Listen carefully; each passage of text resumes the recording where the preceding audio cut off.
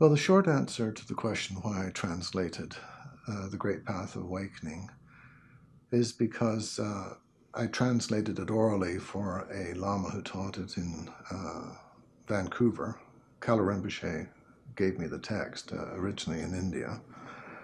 And the response was such that people asked me to translate it. I felt it was way more than my Tibetan ability was at the time. And then a couple of years later, Trungpa Rinpoche expressed a deep interest in my translation and taught it at the seminary. And then I did a revision of it in the 80s. And now I would make one more change to it. I would change the title from The Great Path of Awakening to A Great Path of Awakening. Because one of the things that I've come to appreciate is that individual practice is much more individual than most of us were led to believe in our early training in the Tibetan tradition. And it is a great path indeed, but it is only one path. And I think that is important to remember these days, because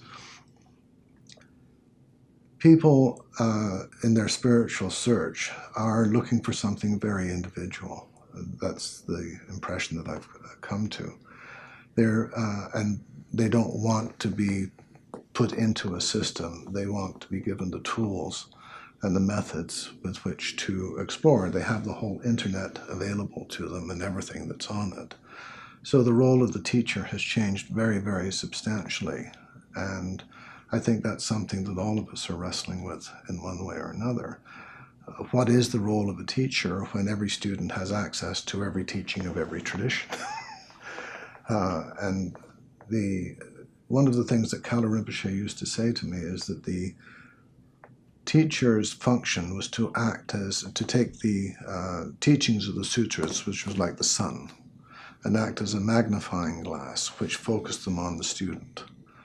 So I think that's possibly an appropriate metaphor in today's world.